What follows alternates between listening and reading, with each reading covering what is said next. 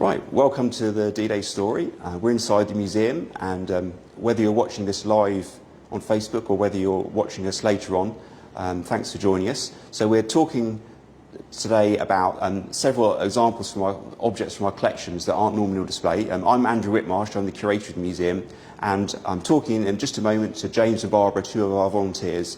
And as I said, talking about some things that aren't normally on display, so it's a great opportunity to go into a bit more detail and feature some things that you can't normally see when you look around the museum. If you've got any questions or comments as we're going along, do post those if you're watching live, or if you're watching afterwards, and we'll try and answer them.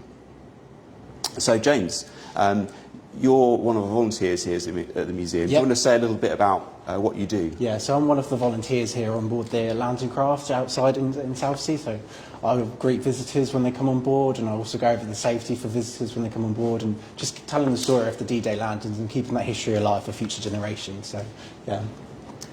And what's important to stress actually is that what you and Barbara have picked is not. Yeah. I didn't just give you something to talk about, and it's something that you actually picked because we'll go into reasons why in just a moment, but because you were particularly interested and it sort of struck home to you. So you're going to talk about this gentleman, Wally Hansford, aren't you? So why in particular did you pick him? So I was particularly drawn to these letters because of the age that he was when he went over. He was age 19, and he also lived in North End, which is quite close to where I also lived as well. So I was quite particularly drawn to that, and I was quite interested in that. So yeah.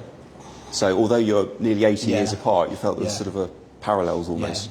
Yeah. So we should say this is part of quite a large collection of letters, which is brilliant because if you just have a single letter, obviously you get a certain amount of information, but if you have a large collection of letters, and they're mostly from Wally to his family, and we'll come to some of the other ones in a minute, you get a sense of who the person was, and it builds up more of a picture about their experiences, all that kind of thing.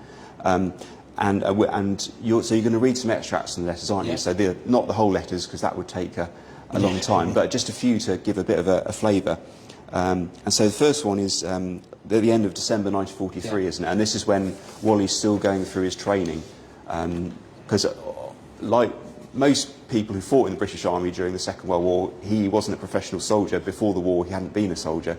So at this point, he's still going through his training. Yeah. So in this first letter here, so it reads, "Dear Mum, just a line hoping that everyone at home are in the best of health and that all enjoyed the Christmas holiday. We all had a wonderful time here as a stunt, and this is something that probably means a training exercise, and which we expected did not come off. On Christmas Eve we had a dance and it wasn't too bad, and then on Christmas Day the usual army routine was carried out. About 7 o'clock our colour sergeant major and the sergeant brought round a cup of tea and then the breakfast, which of course after we had eaten it all went to sleep again. When I got up it was about 11 o'clock, so after washing it etc. and getting poshed up, our platoon were paraded for dinner by the younger soldier. There was pork and apple pie, turkey and rabbit, with pickles, green peas and Brussels sprouts. Next came a good drink of beer, which was brought round by the officers, and every man had a drink to at least a pint, and I sure had my share." And here's the first page of the actual letter, if you want to have a closer look. So this is not a typical day in the army, so it's a special Christmas thing. But I guess they were trying to build up a bit of the team spirit and esprit de corps by kind of reversing roles with the people normally in charge, the officers and the NCOs, serving food, etc., to all the ordinary personnel. So that was the first letter. The next one that we'll look at. So now, this is only, as I said, only a couple of examples from the letters, and there's a lot more letters. But the next one, he's actually in Normandy, isn't he? Towards the end of July, and they've actually the first Worcesters, his battalion, arrived in Normandy about the 24th of June. So they've been in action for quite a period of time. So kind of bear that in mind as you hear the extract from the next one. So it reads, "Dear Mum, just a line to let you know that I'm still okay and that hoping that everyone else, including Dad, are doing well. I'm writing this about 2 miles behind the line where we've been sent to rest after about 3 hectic weeks at the front. We were still getting showered by his longer range weapons, but I'm glad to say that it's not a quarter as bad as our gunners are giving him. It's very nice to get a breather, and boy are we well off. The first thing to happen after finishing our trenches was an issue of the mail. I got your parcel with all the cigarettes intact, but I'm afraid that I had to give 80 of them away to different fellows, as me and Fred Evans, that old soldier pal of mine, are carrying so many now. And we'll also hear about Fred Evans more in a moment. And besides carrying my own equipment, I am also packing a revolver, which if I could, I would send home, as it once belonged to one of our officers who was killed, and I've been given permission to keep it. I don't know what our papers meant when they said France was starving. For one day we had 3 eggs apiece, and at another farm which we cleared, one of our bombs killed 14 chickens and a suckling pig, which lasted the platoon for 2 days. So that's a great example of how much, and here's the first page of that letter, how much information you can that is contained in these letters. So there's also things that that Wally mentions or doesn't mention. So, for example, by this time they spent several weeks fighting around Hill 112, which is an area of Normandy that was held by the Germans, really heavily fought over. It was an observation point that was crucial to both sides, and so that's why the Germans held it so strongly. So I guess in a way there's a lot he's not saying, and you can understand why he wouldn't have described the worst of the fighting, even if he could find the words, which was probably going to be quite hard. But then he mentions an officer being killed, so he's kind of, in a way, I don't know whether he's thinking this exactly, but he's kind of hinting at the fact that there was, obviously, that the fighting was serious. And then he also mentions the food. So this seems to be a theme between these two letters, but that's an accident, isn't it? But in the food they were kind of acquiring locally, and I guess that's sort of part of the story of the Battle of Normandy, is the fact that it's fought amongst all the French people. But he doesn't he mention later in the letter I think he mentions buying is it milk and cider from the locals. So it's not like he's ignoring them completely. So that's there's a good example of how just one document can reveal loads of information in it. In just a moment we'll see if there's any questions or comments, but just to remind you, if you've got any questions or comments to us, do post them on Facebook. Can you tell us a little bit about the gun that's behind you? Okay, so this is a 25-pounder field gun, so it was a British gun. And when we redisplayed the museum in 2018, we wanted to include it because artillery was so important to the Battle of Normandy. So basically, artillery being, as you might well know, guns that fire a long distance, and they're really a really important way of supporting the troops, either in the attack or in the defence, if the British forces were being attacked. And one of the unique things about the 25-pounder gun, you're probably a bit hard to see because we're in the way, but it has a circular platform that it's based on, which meant it could rotate from side to side to fire wherever it's needed. It also had a really fast rate of fire. I think it's about 3 shells per minute. So it could fire really fast in support of the Allied troops. So perhaps we'll move on to the next letter. So the next stage in the story is that on the 1st of August 1944, Wally's sadly killed, and there's, in this collection of letters, there's several more letters, obviously not from him now, but from other people who describe a bit about the circumstances under which he died. And so the first one is from Albert White, writing in October to Wally's mother. Yeah, so it reads, Wally and I have been very good chums for nearly a year now, and I was with him when he met his untimely end. Well, Mrs. Hansford, if a mother ever had cause to be proud of her son, then that mother is you. Ever since Wally came to France, he's been looked up to by all of us for his courage and his constant thought for his comrades. So it was at the end. That day in July, we had just taken a position when it happened. Wally and his mate were in the trench, which received a direct hit. On seeing this and knowing who was there, we at once rushed to give what help we could.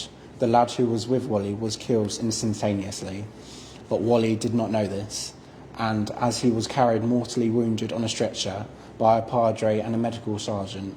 He said, "Don't worry about me, see to Fred, he is worse than I am," this being another instance of his constant thought of others. So it's really quite moving, isn't it? Yeah. The thought that he's injured himself, Yeah. badly injured himself, but he's thinking of his mates.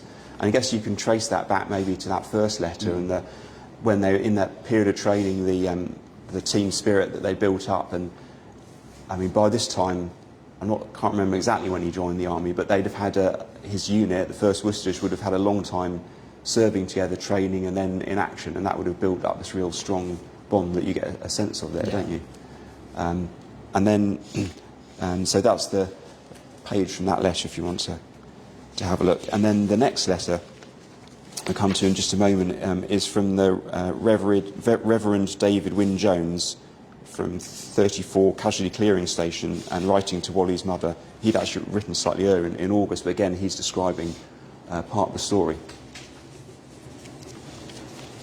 So it reads, "Dear Mrs. Hansford, you will no doubt have received official notification of the death of your beloved son. I thought I'd add a personal note. Your son was so badly wounded that there was no chance of saving his life. No efforts were spared in the attempt, but all the skill of the physicians, surgeons, nurses proved unavailing.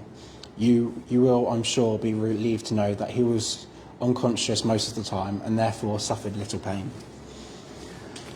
So this really makes me think of what it was like for this case, the chaplain and all the other similar personnel who were writing to the families to try and let them know this kind of news, as well as the work they were doing, looking after the wounded, etc. And so you mentioned earlier about Fred Evans, who's Wally's friend that he mentions in the letter, and they're now both buried together at Hotot-le-Bag War Cemetery, which is southeast of Bayeux. So, and they were originally, looking at the Commonwealth War Graves Commission website, you can see that originally they were buried in separate places, but then, as was often the case, towards the end of the war or after the war, burials were concentrated together in larger cemeteries, and so that's how they both came to be buried together. Do we have a question?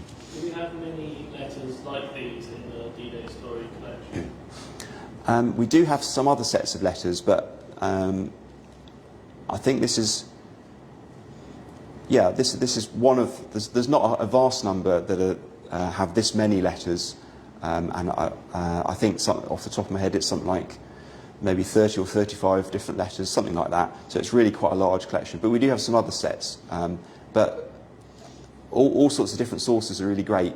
But whether it's a memoir written long after the event, or whether it's something written at the time, obviously you can't beat something that was written at the time, because it sums up, even if people don't actually say outright, you kind of get a sense of what they were thinking and feeling at the time. Okay.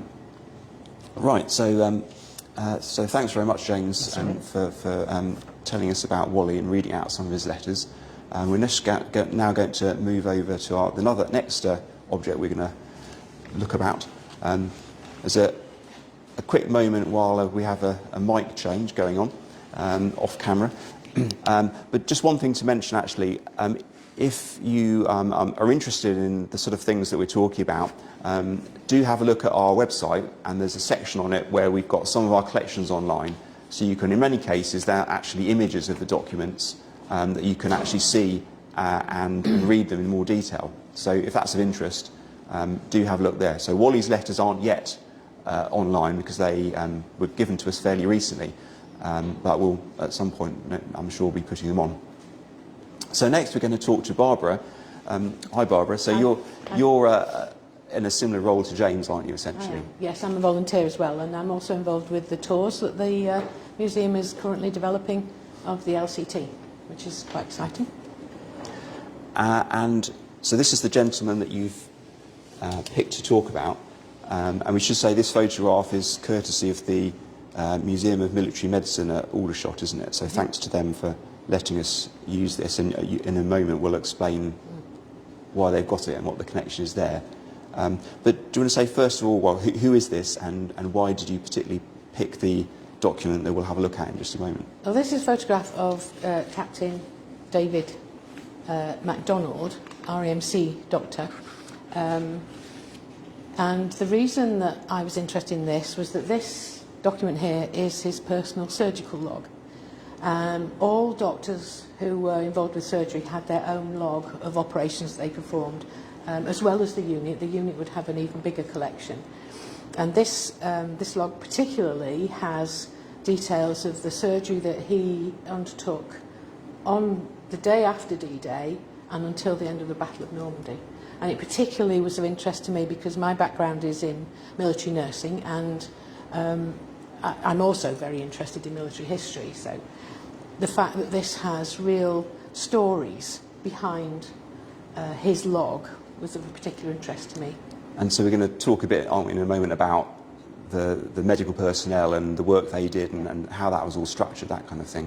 Yeah. Do you want to have a look at it first? Just move this to the side. So you'll notice that we've covered up part of the document, and that's the section that has people's names and similar details in. So because that contains personal data, we're covering that up just for the moment. So as you said, this was the log that he was recording what he did. Oh, there's the two badges is worth mentioning as well, isn't it? So the one on the left is the 21st Army Group, basically the troops that came under command of directly under 21st Army Group, GHQ, and lines of communication troops they called them. And the one on the right is First Corps, so that was in command of the troops that landed on Sword and Juno beaches. And so do you want to, Barbara, say a bit more about what he did from the start of when he landed in Normandy? Well, he was obviously very proud of belonging to these units because he kept his badges there.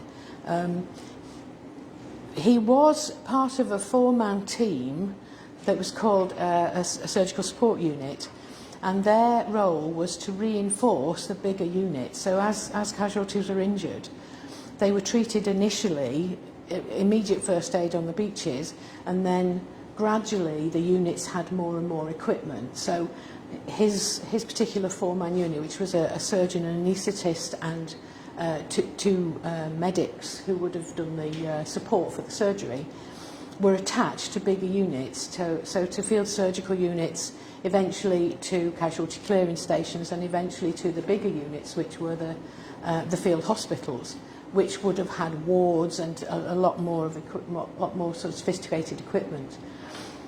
They would have carried very little equipment. Their role would be emergency surgery to save life. Any casualty that was walking, they would have moved back. They'd have asked to evacuate them further back. They would have been involved with caring for people to save their lives immediately by emergency operations. And that's what he and this team did, in partnership with other surgical teams in a bigger unit. And were based in really any place they could find initially. Ruined buildings, farm buildings, anywhere undercover really. But as the medical units became bigger and they were further away from the front line, then they would have tentage, maybe they take over schools, that kind of thing. But really working under very, very difficult conditions. We don't know, but you have to wonder what it was like for him, because I think we know a bit about his previous experience, don't we? And as I understand it, it wasn't anything like this, so I wonder whether that prepared him for what must have been quite a shock to be working under those conditions. I think so, because he was not a career RAMC doctor. He was hostilities only, and his log tells us that before D-Day he was involved in the Middle East with the Transjordanian Frontier Force, and most of his work then was as a general medical officer, involved with things like hernia operations, straightforward surgery, very little battlefield injury. Within hours of him arriving on Sword Beach, he was involved with life-saving surgery on the 7th of June. And thereafter, all of the entries in his log are complex surgery in pretty primitive conditions, but were performed because if he didn't do them, if the team didn't actually perform this surgery, the casualties wouldn't survive. So they were things like traumatic amputations, people with really severe chest injuries, abdominal injuries, injuries that would be... And you've looked at how many operations he did per day, haven't you, as well? They wouldn't have lived without the surgery. And his team alone would do between 1 and 7 a day, and they were just one team in amongst all the others. So there'd be several surgery tables set up at the same time. And part of the way later on, after D-Day, into July, I think it is, he uses something that gets mentioned for the first time in here, doesn't he? That was introduced around about this time. He does, because we're all very familiar with antibiotics, but until the Second World War, antibiotics like penicillin were not available. Although they were discovered in the 20s, they were not used effectively until the Second World War. And they were absolutely crucial in saving life and preventing infection. And he records very soon after the 7th using penicillin, given a casualty penicillin who had limb injuries. So patients who had limb injuries were particularly susceptible to infection. If you get infection in bone, it's very difficult to treat. So it would have saved countless lives, the use of penicillin, which we're all quite familiar with now. So I guess on the one hand, it's easy to think when you know, going back 80 years, which is obviously quite a long time ago, easy to think that the whole medical setup must have been quite primitive, but actually there was quite, as you were saying earlier, quite a lot of care given to this whole process for moving casualties down the line, which is actually shown behind us. This drawing here is meant to represent that. But so quite a lot of care given to that, and it's really and that translated into lots of lives being saved when in earlier wars there might not have been. But on the other hand, you've got the fact that they were introducing penicillin around this time, so things that we now take for granted that were only just like penicillin, only just coming in. And I've heard from, I remember hearing from a lady who was a nurse in a local hospital in Portsmouth, here in Portsmouth, for example, about them getting penicillin to treat the wounded who were coming back to the UK as well. And it was this kind of wonder drug that they were all amazed by how effective it was. And I've seen it logged in other surgeons' logs because, coincidentally, the Museum of Military Medicine, which is another museum where I volunteer, I did a search and just put his name in to the database, and there he was. And we were very lucky to be able to find his personal service record, which is where we find the photographs from. And his personal service record, where he'd recorded where he was based, which units he was in, tallies exactly with his own log. So that was a real nice coincidence. I think we might have a question. Who designed the artwork that's behind you? Or who provided it to the museum? Yeah, so that was the exhibition designers that we worked with to create all of this, the displays that we're standing in, which was all new for 2018. So if you haven't seen it and you visited the museum in the past, do come and visit us again soon. Sorry for the plug. But so this was all created as part of that, and I can't remember the name of the artist who designed it, but it was all organised by Studio MB, our exhibition designers. The reason we chose an illustration was because there isn't one single photograph that sort of sums up all of these different stages of how casualties were cared for, and so we've managed to get it all in one illustration here.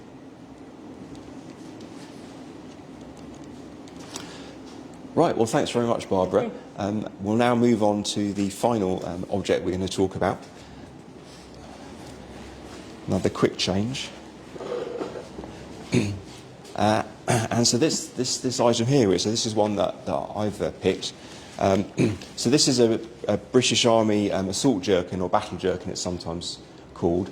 Unlike the two objects we've just talked about, where there was a personal story behind it, where we knew the individual person who was involved, and this one we don't.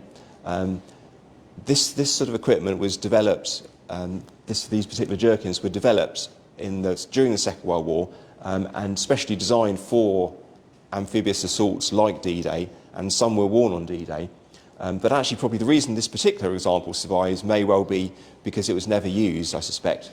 That sometimes that's the case with this sort of equipment. If it was used in Normandy, in many cases, it would get sort of damaged through use and ended up getting thrown away. So it's possible this particular example was just was sort of either never used or maybe only used in training. In fact, on the inside, on the back, it does actually say that it's for training use. But as I say, a similar example was used on D-Day. So why do they use these? Well, you might be familiar with photographs of British troops in the Second World War. We're just going to have a quick technical adjustment. Smoothly done. So you might well be familiar with photographs during the Second World War of British soldiers wearing webbing, which consisted of a belt and then braces and then all sorts of different pouches that could be attached to that belt. So I guess these days we call it modular, in the sense you could swap different items of equipment around depending on what you're actually carrying, and it could fit on things like gas mask and water bottles. So that was quite useful. But the theory or the feeling in some quarters was that didn't distribute the load over your body so well. There was too much weight in certain places. They felt it was too awkward. So that's how the battle jerkin came about. And so that, as you can see, it's one piece. So rather than having these separate pouches as with the webbing, so you've got, for example, 2 pouches on the front here that can fit, well, particularly designed for fitting ammunition in, for example. You could fit the curved magazine for a Bren light machine gun, which is why they're slightly curved like that. And if I just rotate it around,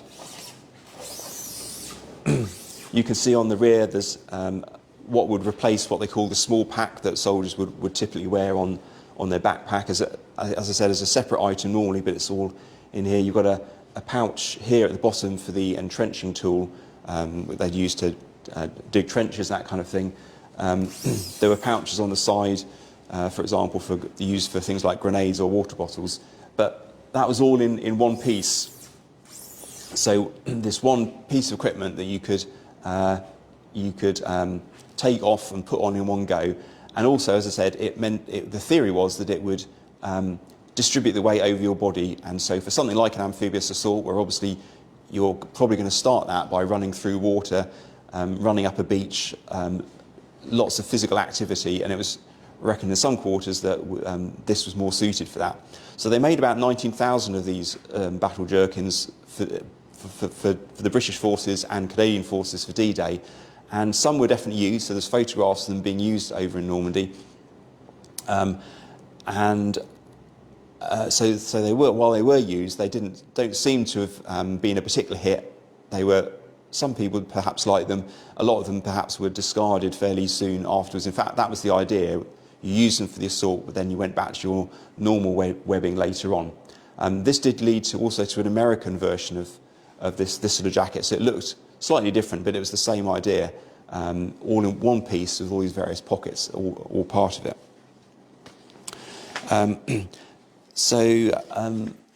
Just to check, are there any other questions or comments? Okay. Well, thanks very much for joining us, whether you've been watching us live or you're watching us later on. If you haven't visited the museum, do come visit us. Look at our website. You can find out lots about the museum and what we have to offer here. As I mentioned earlier, look on if you're interested in the artefacts that we have in the museum, whether they're on display or not on display. Have a look at the online collections pages on the website, and you can find out more about what we've got. Thanks very much.